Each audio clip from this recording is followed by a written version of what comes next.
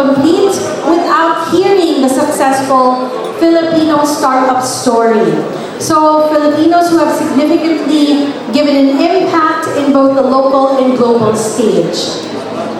So, a panel discussion focusing on the ISA Committee's roadmap for strengthening and sustaining the Philippine startup ecosystem, wherein they will discuss strategies, challenges, and opportunities to create long-term impact in the Philippines ecosystem. So here to tell us more about how ISA plans to strengthen and sustain this vibrant startup ecosystem, may we invite on stage again USEC Dr. Leah Buendia of the DOST. We also have USEC Fita Aldaba from the DTI. We also have USEC Attorney Jocelle Batapa-Sigue from the DICT. And this panel will be moderated by Dayan Dugan Eustachio of Pinvest. So as they come up, may I just give an introduction of Dayan. So Dayan's joy comes from enabling others, especially budding entrepreneurs. Through her work with tech startups, she has mentored close to 500 entrepreneurs. She was Executive Director of Ideaspace, a tech startup accelerator from 2012 to 2021. Still very much engaged to the Philippine Startup Ecosystem, she chairs several technical panels at the Department of Science and Technology, is one of 2 private sector representatives to the Innovative Startup Act Steering Committee, and conducts training on customer discovery through several Philippine universities. So again, may I invite everyone to please draw your attention to the panel. Good morning, everyone. Good morning. Good morning, our dear USECs. How are you feeling today? Good, good. It looks like there's no gender issue when it comes to this time. At this level, no gender issue. But still, at the startups, we still need more women in the boards. So anyway, we shall start. I'd like to start first. Our topic is a heavy topic, a little bit abstract, but I'd like to start first with warming up with some stories, and any of the USECs may start. I'd like to hear your startup story. This is already the 6th startup week, so I'd like to hear your startup stories, how things have grown, and maybe share your favorite story in the past 6 years.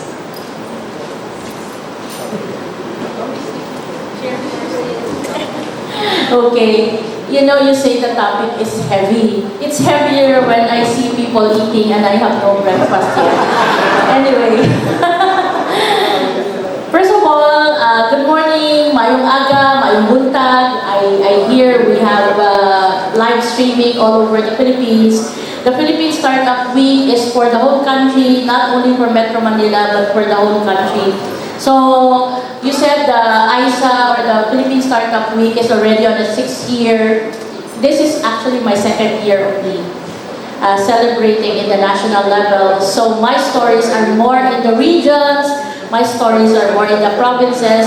So just a quick one, I'd like to share with everyone, also to inspire the regional champions out there listening to us virtually. I have this story. The story is called Negros First Cyber Center Technology Business Incubator, which I started in 2013 in Bacolod. Nobody actually know what an incubator is. They thought it's just for chicken, you know, when you incubate chicken. So at the time, I had to propose to the provincial government, the late Governor Marañon had to learn what a startup is, what an incubator, accelerator, and innovation looks like. So I got the buy-in of the province. They invested $3 million worth of facility in a big techno building, an ICT building. And I also had to pitch to DTI, and they gave me about 1 million pesos to buy computers under the shared Service Facilities Program of SSF. And then I felt it wasn't enough. I also went to DOST, Region 7, and I applied for innovative startup support. They also gave me about 1 million to buy facilities. And I went to DICT. And guess what DICT gave me? They did not give me anything. Except they said their moral support. That's coming from former Yusek Mon Ibrahim. So the moral support was so expensive.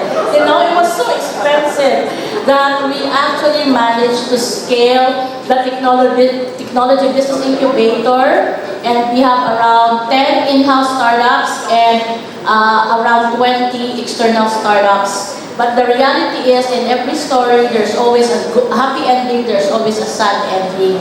So I'll share the sad ending. The sad ending is, if it's LGU run, there's always the political factor. So the incubator ran for as long as Governor Marañon was in office. But the good news was, just as soon as we were about to wind up, because a new administration in the province was coming, DOST came with their incubators and accelerators, and they chose TUPB to be their in-house or in-school incubator. So parang hindi rin na blanco yung Negros and Bacolod, because first LGU-based and then now university-based. Thank you. Thank you for sharing how you hustled for startups long ago. Yusek Fita, you're holding the mic now. Would you like to be the next to share your story? Sure, thank you, Diane, and good morning, everyone. It's 1 year has passed, and it just happened so quickly. And each day, I think there's something new being added in terms of what's happening in our startup community, in the startup scene. But just to go back a little bit, since Diane is asking what my favorite story is in terms of my involvement in the startup community. Well, I think we really need to thank all the people who supported, all the groups that really were instrumental in terms of shaping the ecosystem and where we are right now. Of course, this was all because of the efforts of people like Idea Space, the members of the Idea Space, and Kickstart, and then we had Kubo. Kubo actually is still with us in DTI, but it's also being supported by DOST as well as the other corporations, private sector here in the country. And I think around 2015, 2016, there were quite a number of startups. I would say hundreds, a few hundreds. And in terms of valuation, I would say around 100 to 300 million.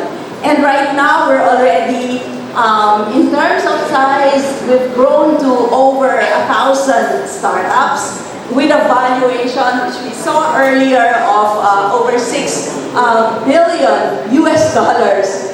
And then we also have 2 unicorns from the fintech sector, Paymaya and GCash, who, by the way, were able to reach their unicorn status during the pandemic. And so for me, I mean, during the pandemic, it's really one unforgettable story.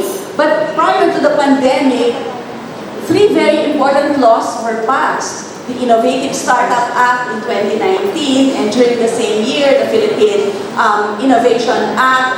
The Ease of Doing Business Act was also passed during the same year. And then we had the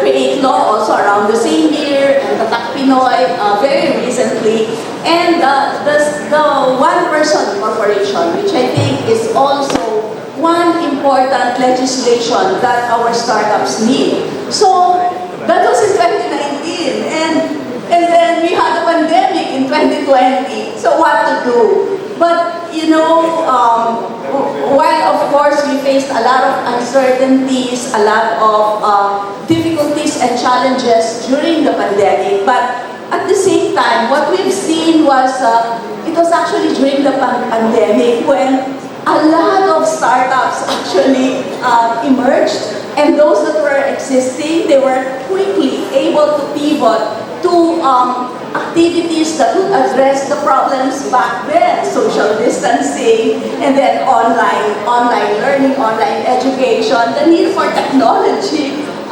really was so, that was the main, I think one of the main solutions that was provided during that time. And the reason why we have grown this big at this time, I think the pandemic was sort of like a turning point. It was a very difficult time, but at the same time, we've seen how resilient we are. We've seen the innovation that emerged out of that situation. And at the same time, while we thought that, oh, where will we get the funding? But what we've seen was a lot of our startups were also able to raise funds, Seed A, Seed B funding, Series A and Series B, I mean, and then a lot of other startups that emerged. So for me, really, that was a turning point, a crucial part of our story in terms of the growth of our startups. Thank you, Yusek Fita.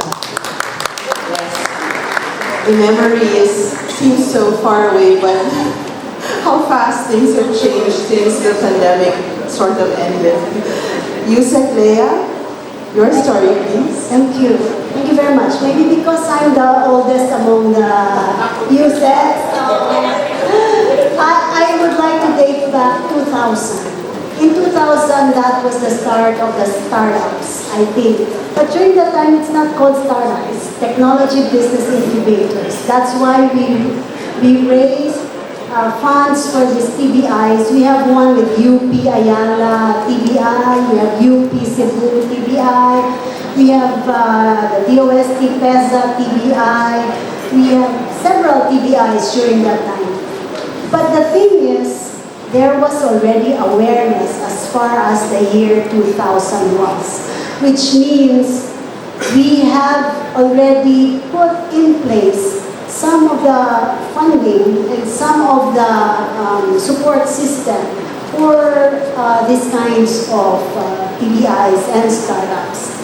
And of course, everything was history. But now, I think with the law, it will make more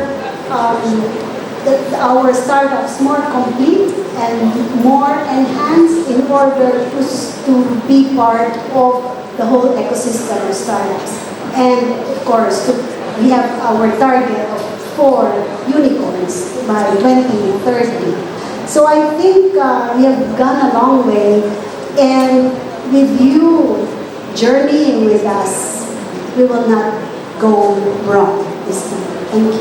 Okay. So now you know, these 3 ladies have been involved for a quarter of a century. So Yusek, so 25 years ago, there are already efforts, and finally we have a law, finally we have also more resources going to 3 different sectors of society, government, academe, and also the very strong force of private sector.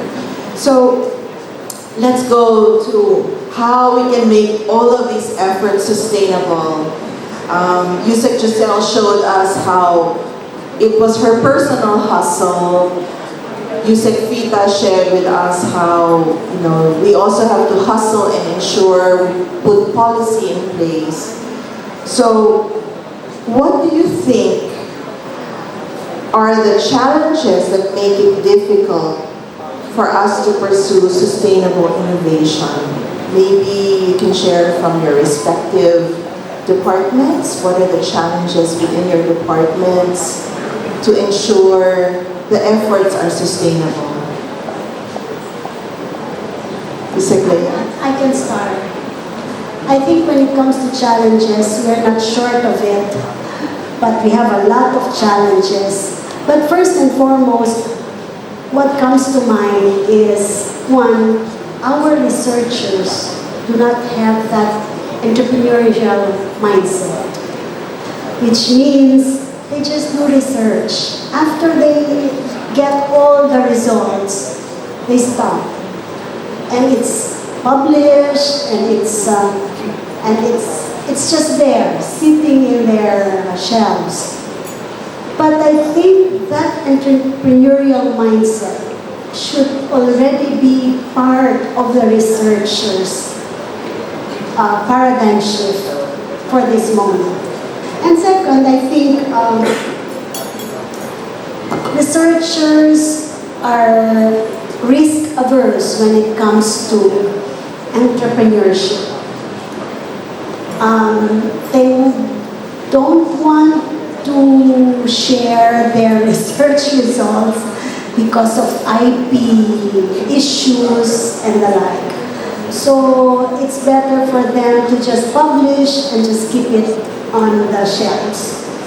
And third, policy maybe when it comes to universities, because publication gets more points when it comes to promotion rather than technology transfer or commercialization. So this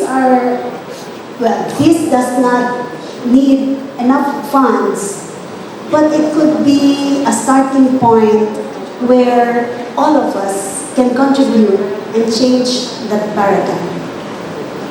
Yeah, I think the DOST has made efforts already. We have the spring program where we're trying to transform the researchers into crossing that scary line. I was with many of them last week. It is scary for them because it's a change of life plan.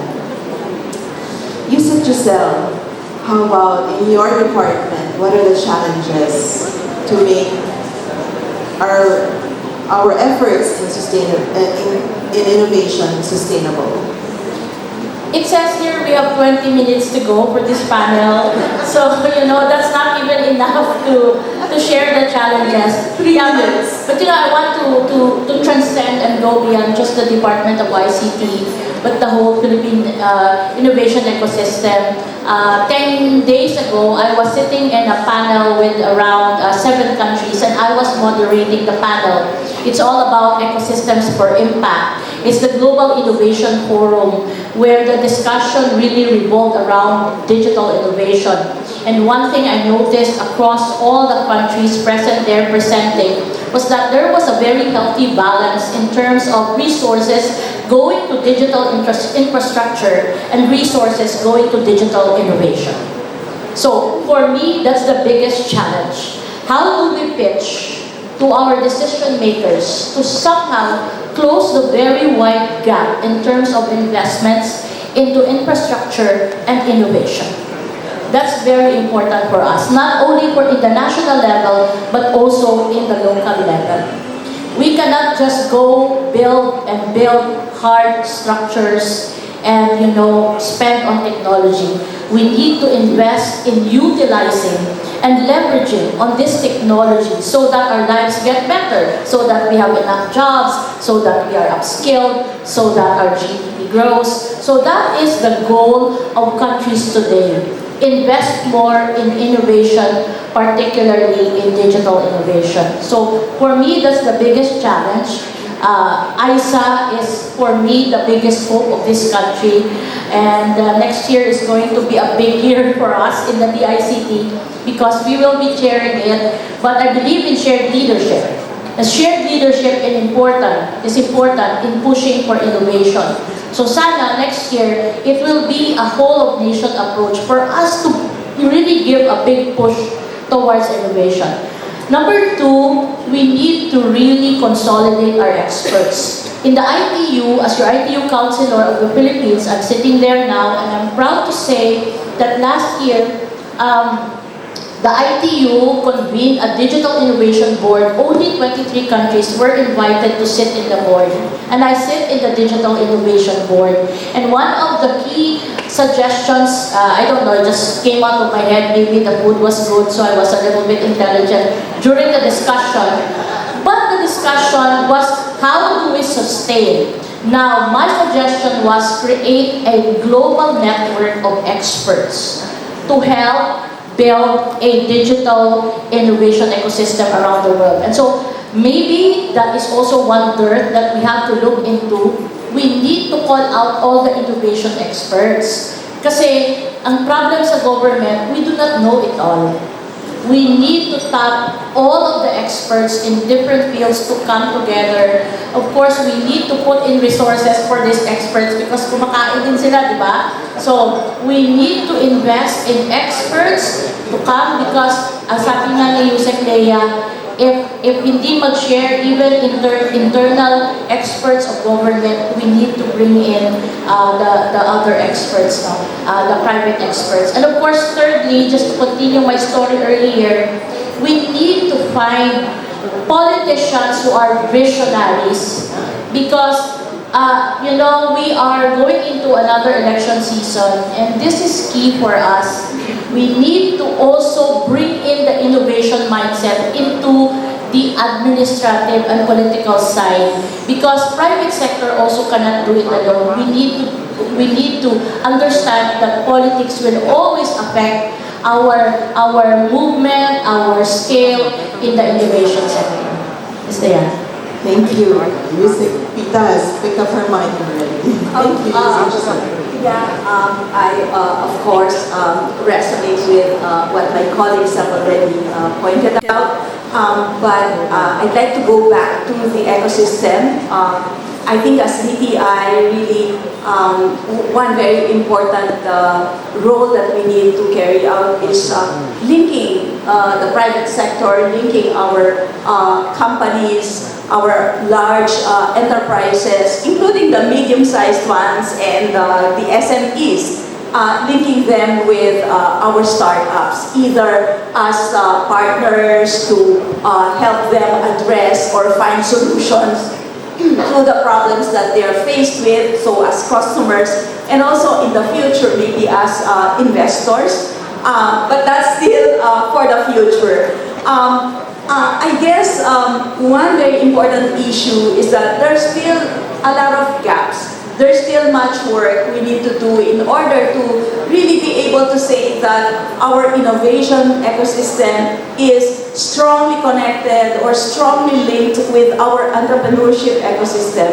And I think this is the root of the problem that was pointed out earlier by Yusek Leah in terms of the absence of the entrepreneurial culture here in the country, and hence really the need for us to work closely together and perhaps also to carry out more awareness building, trying to help people understand what startups are, and at the same time I'm really hoping because while I mentioned all the previous, the PIA, Philippine Innovation Act, Innovative Startup Act, where we're supposed to get funding to support the different programs that we're carrying out. So far, we haven't received any, and I'm thinking as a proposal, Yusek Leah and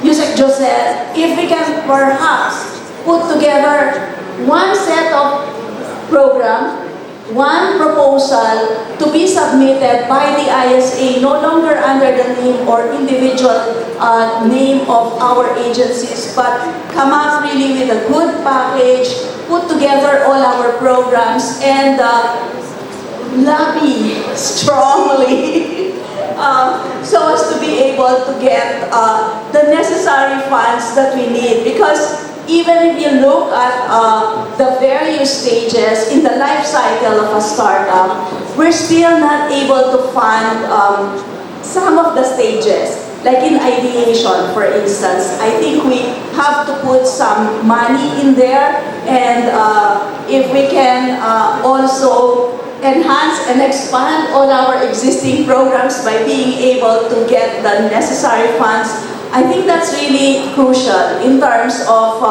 developing more startups that can go into commercialization, that can go into really the Series A or Series B already, because 6 years is not long. And our target is to have 4 unicorns by 2030.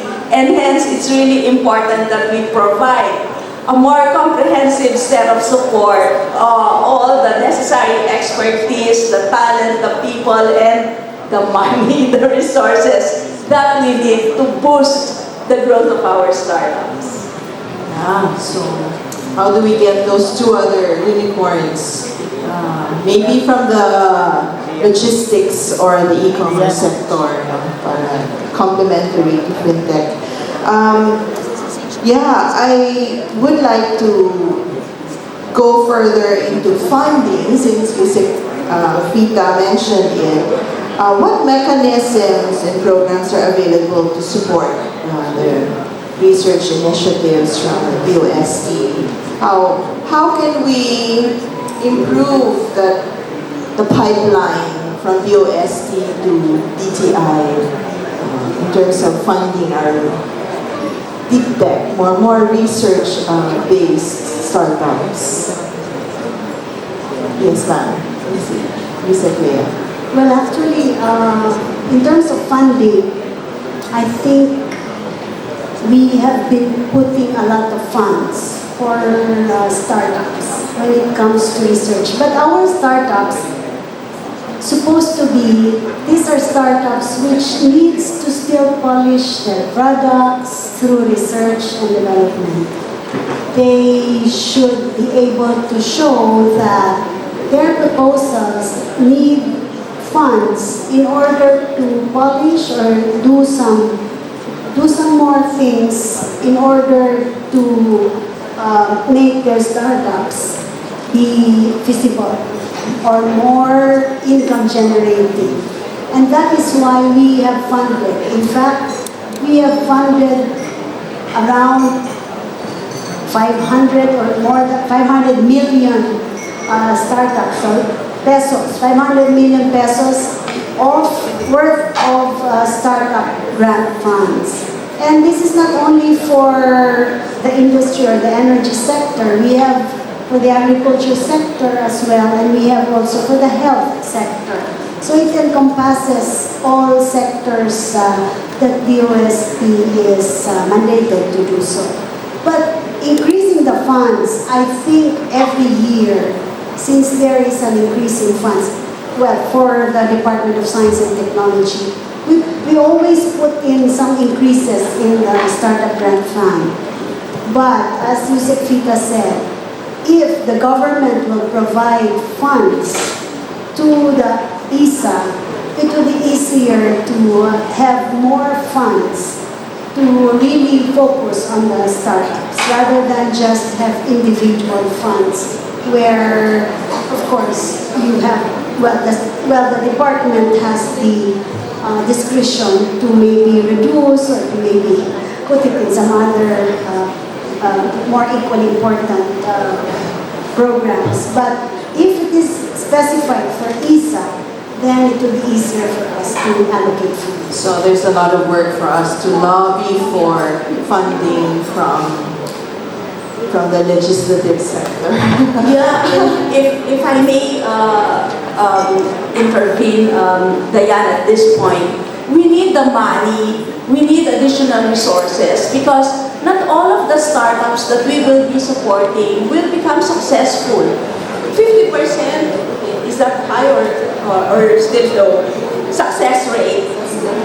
That's still too high. I mean, I've seen the numbers in Indonesia and so impressive. I mean, with the tremendous support that their universities are getting, each of them really have very good programs, and each university has its own set of industry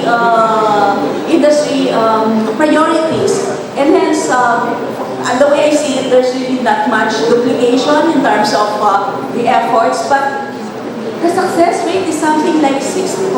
And I was really amazed when they presented those figures to us, and thinking of what we're doing here in the Philippines. I mean, we pale in comparison to what other governments are providing in terms of support, in terms of resources, in terms of building their own innovation infrastructure, because we don't have those facilities, those laboratories that we saw in Indonesia. For example, we visited 3 universities in Jakarta, in Bandung, as well as in Bogor, and they were all right now so busy building those new facilities that would help them promote and develop the growth and growth of their startups. And I was telling myself, oh, I wish we have the same things going here in the Philippines. Of course, all of us are really doing our best, DOST, DICT, DTI,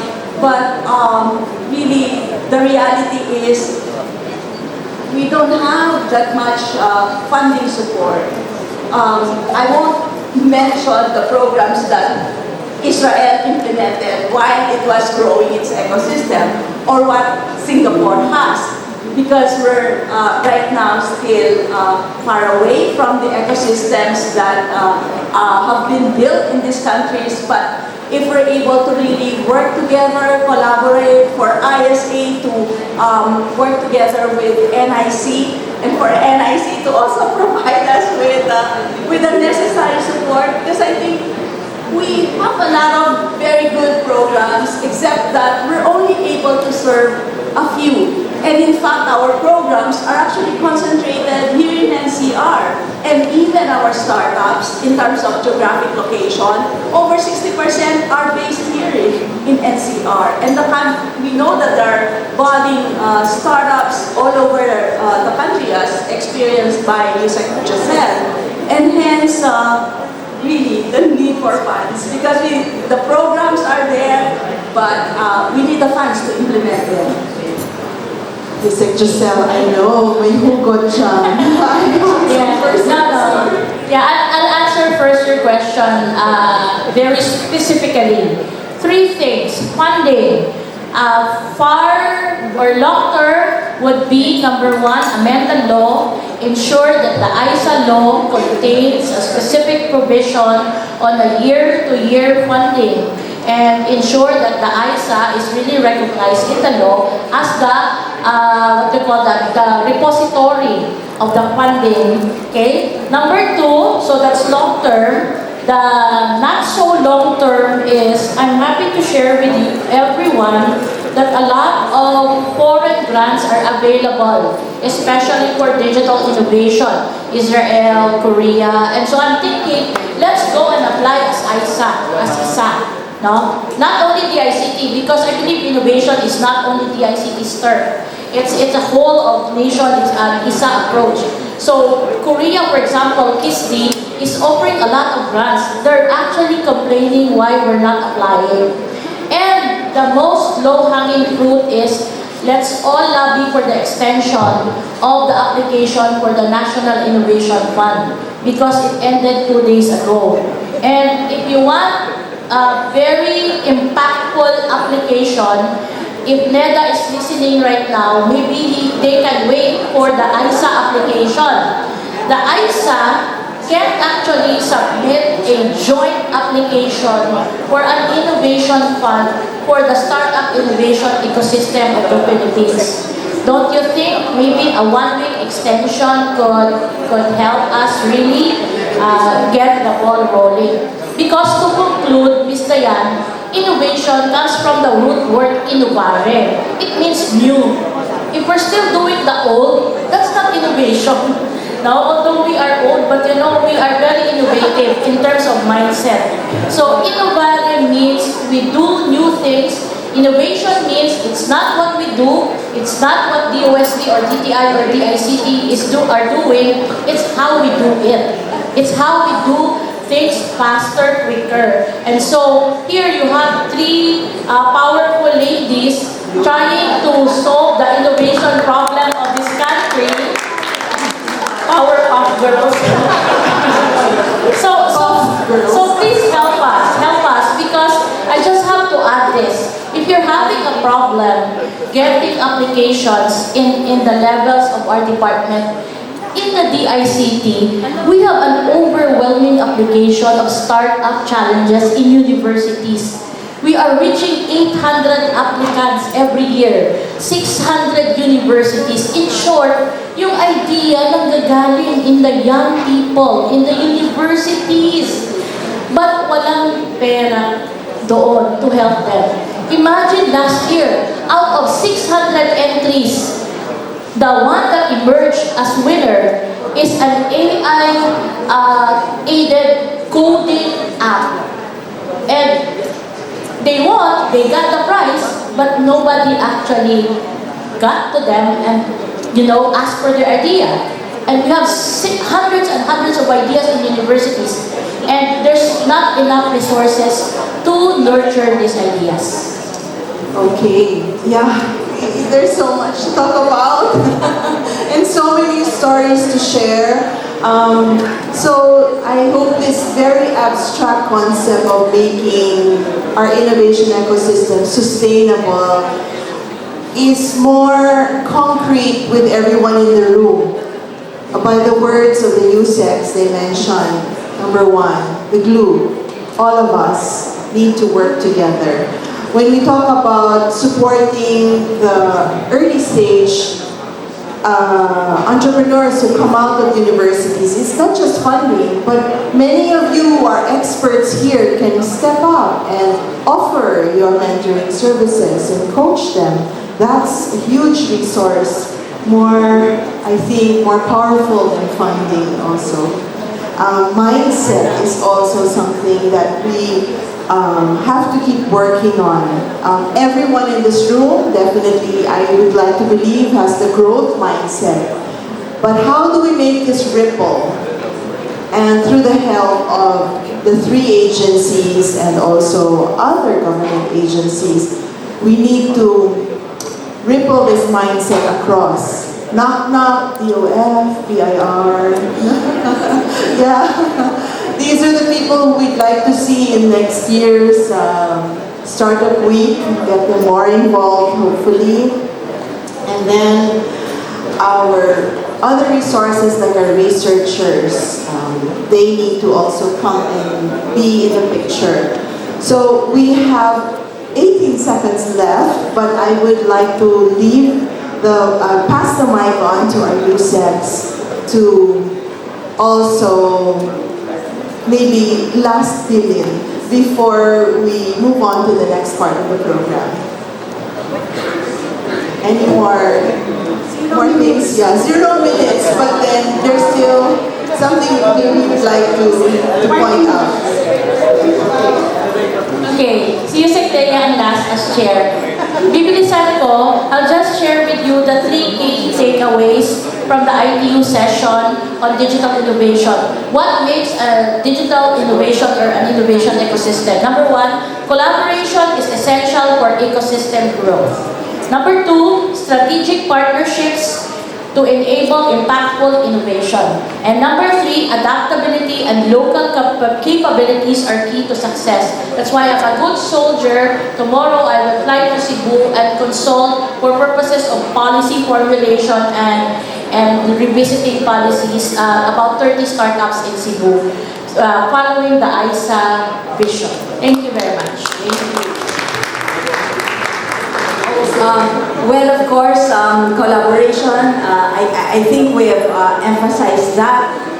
But we really need to work together. At this point, we're faced with so many challenges, but at the same time, we have a lot of very good ideas. There are a lot of problems that we need to address. And by working together, I believe that we will be getting there. And I would also want to share that we're trying to secure a loan from the Asian Development Bank to address this funding issue that we've been discussing, and we hope that through this loan we'll be able to provide more grants to our startups, and we'll be able to work closely together with our two partners, aside from the NEDA, of course, the NIC. But like what I've said, we're already in the process really of putting together all the different programs, as well as being able to strengthen this whole of government and whole of society approach that we so badly need in order for us to really build a robust innovation and entrepreneurship ecosystem. Thanks, Yusuf. Yusuf, Leah? Thank you. I'd like first to thank all the people who put their hands together, their minds together to have this Philippine Startup Week. But I'd like also to take this opportunity to also get the Secretary Renato Solidum's message. Sa siyensya, teknolohiya, startup mo kikita. Thank you very much. Okay, but our director has just given word that we're not letting you go until there is a Q&A. So the mics are there for those who want to ask the question. You only have 5 seconds to go to the mic. If you don't go to the mic, then I will declare this panel closed. So yes, Doc Al.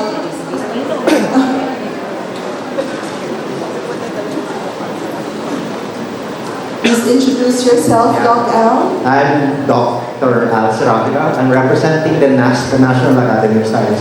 Today, we have a program actually in NAST looking at ecosystems for build-up. We specifically focus on 4 specific industries as funding came from NEDA. RC Balisacan is a member of NAST.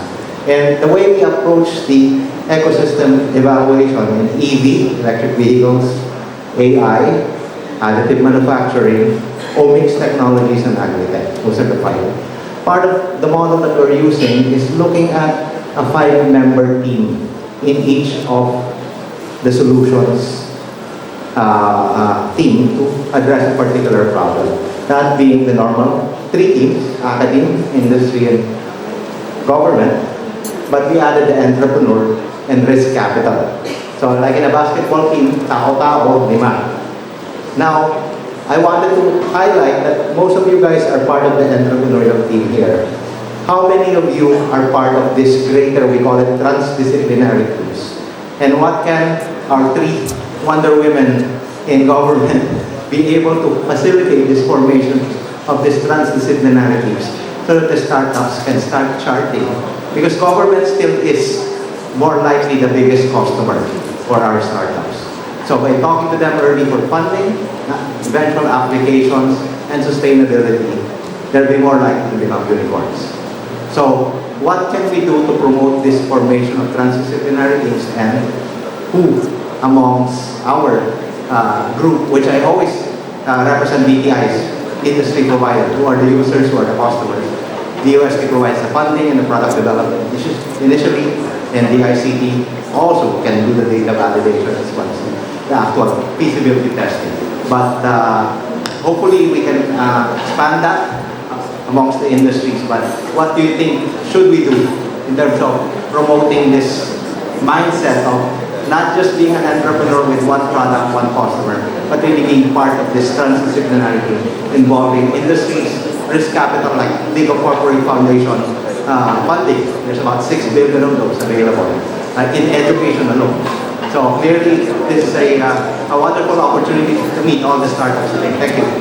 Okay, I guess that question should also hopefully rest in the minds of the audience. What do you do to promote more transdisciplinary teams and sharing across? but there are only 3 people who will be given the mic to give their opinion on and what maybe their respective departments have already done to encourage this kind of practice. Well, actually, we've been talking to to respond to your question. But first, we'd like to see a concrete proposal on this concept. And then kindly address it to ISA, not to the individual departments, because then we will decide as ISA who will lead what and where will the resources be coming from. So just send it to the chair of ISA, address to the chair of ISA, and then we will decide as a group.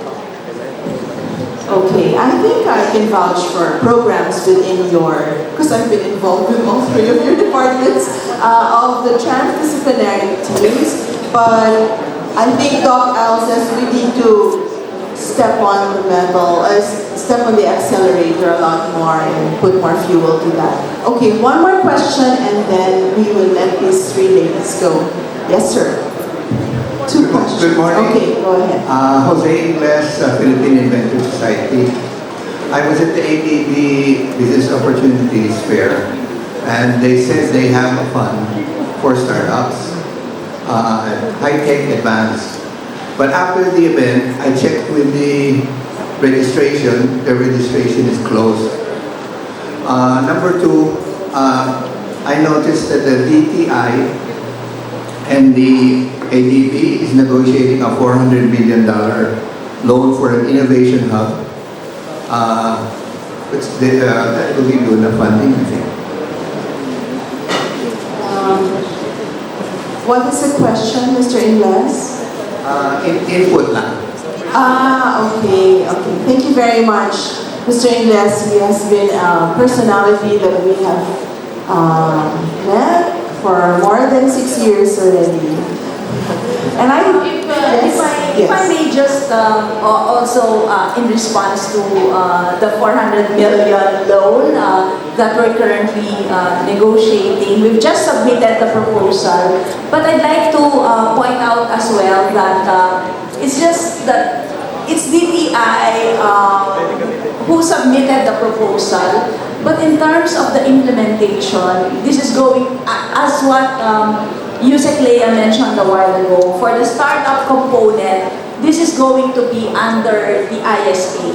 We'll make sure that that kind of approach will be carried out once the loan has been approved and once it's going to be implemented. And we've been having discussions with the 2 other partners forming ISA. So that's really the direction to go. It's no longer DTI on its own, but we just sort of discussed and coordinated and prepared the proposal. But in terms of the implementation, it's going to be the 3 of us. Okay, so a lot happening. I just would like to add to the answer and to the question of the inventor earlier. So, this is what we're trying to fix in ISA. The good thing about all this exercise is we understand our gaps and our lapses. So, one of the things we pointed out was how do we communicate with our stakeholders. And in your case, you said, nag-close na yung grant, hindi mo pa alam, di ba? So, what we're trying to do in ISA is to make sure that all our programs and interventions trickle down to every region in this country. You know, it's very important that we inform our stakeholders that there are grants, there are applications that are called for, and hindi lang dito lang sa NCR yung mga calls na to. So in ISA, we'll do better. I think part of our program during the planning was all about strategic communications. Number 2, I like the idea earlier of even Dr. Al. This is what I'm saying, an expert network of innovators attached to ISA so that anytime we have a pool to tap on, diba? Thank you. Thank you. So we have room for only one last question according to the director, and I see a gentleman at the mic. Is that Dennis? The last Hi, one? Diane. Okay. Thank you, ladies, for being at the forefront of driving change for our country. That's awesome. So here's my question. What can ISA and the startup founder community do together to influence tax reform and government financial incentives to motivate consumers and businesses to buy Philippine-made tech and innovations? A couple of examples. India has created a $54 billion tech spending environment and ecosystem internally. Malaysia has created a $100 million intra-country tech spending economy. The Philippines alone has a software as a service spending opportunity that will reach almost $1 billion in the next 5 years. We all talk about funding, every group needs it, but what can we do to unlock the economic funding ourselves together? Thank you. Thank you, Dennis, for that question. Actually, that's one of the questions I asked the three USECs also in 2018 when we had our first TBI conference in Manila Hotel. How much does government spend in procuring technology from our own? Do you think it has increased from your respective departments? And then let's close with that. Maybe it all boils down to policy, I think. First, we have startups, but in the procurement law, they cannot be part of the procuring of the service provider because they need to have at least 3 years of track record. So that's one. So how can you buy and support the startup if in the law it's not allowed? And so I think that is why we have to really look into the laws that affects ISA and the whole startup ecosystem in order to manage how the economy can bring in the startups to a higher level. So laws are very important. It defines how we will move forward. And like for example, in the, I don't know, but Doc Eric has this experience with NBC on our startups. They will not support the startups because they need to have a very high equity valuation. So, which means it's not even supportive of startups. So, number one will be policies. That is why in the strategic plan, policies is one of the major tasks of ISA. You said Jocelle and you said Fita. Yes. Alright, so quick lang, I wrote my answers so it's not so long. So, first, of course, I agree with policies, but policies are also living documents. You need to push it because it's not really that easy, no? So, but I agree policies will shape the strategies to your question. But one, build communities. I think in this latest installment of the Philippine Startup Week, we need to recognize ecosystem builders and communities. Hindi natin sila napapansin eh. The silent people who create incubators, accelerators, not necessarily from the government sector, but we have private people. Let's create communities in different regions. Let's build critical mass of people who would like to support Tatak Pinoy Digital. That's the most important thing. I spent $10 60 minutes ago to buy the chip of ETAG. Okay? So these little things I do, buying Tatak Pinoy, My cell phone only contains Pinoy games. That's how I, personify Tatak Pinoy. If we can buy Tatak Pinoy in what we wear, let's also buy Tatak Pinoy digital in what we use as software and platforms. And finally, let's be proud of Filipino products and services. We need to believe. And when we create this critical mass, I'm sure they will translate every 3 years in election. Because now, we will no longer ask for dole-outs. We will already ask for policies that really work for us. Thank you. Yeah, and lastly, of course, right now, government is providing those traditional incentives like income tax holiday, tax and duty-free importation of your raw materials and capital equipment. But we know that for startups, these are not really the most meaningful tools that can help you in terms of growing your business. So grants, of course, are very much welcome, and we want to increase the amount of grants as well as expand this to a lot of beneficiaries coming from different sectors, particularly those whose activities would fall under the government's identified priority sectors.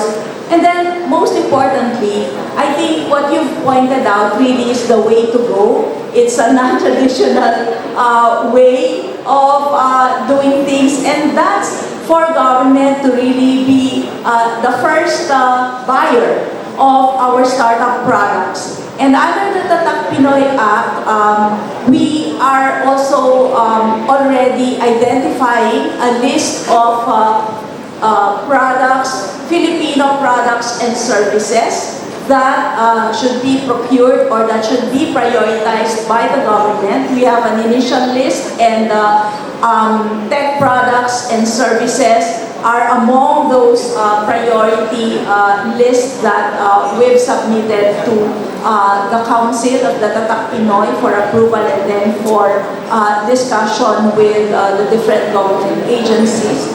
And at the same time, in DTI, we are also providing what we call the Domestic Bidders Certificate. So if Filipino company is going to participate in a government bidding, it has to get this certificate for it to be able to enjoy a 25% preference. So whatever the highest bid is, for the Filipino bidder, it gets a 25% margin or preference that would help it really be able to compete against the more established ones.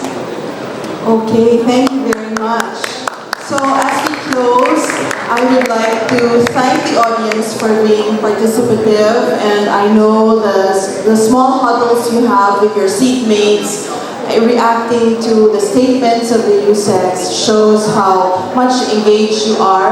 10 years ago, when we would have a forum like this and ask for questions from the audience, there's a lot of silence. And also, the personalities from government would also be slightly clueless but now you can see that the three champions of the startup ecosystem as far as the government is concerned is very clear about what they're doing, what still needs to be done. So today is the start of more conversations, more collision of thinking, and let us continue to support each other and support the three champions here before you, please. So thank you very much, Yusek Jocelle, Yusek Leah, and Yusek Fita. All right, thank you once again to our lovely panelists. May you please stay, ma'am, for a group photo first. Right? Maybe invite. It's all right, ma'am. It was a very, very insightful discussion. So we just have some quick photos of the group.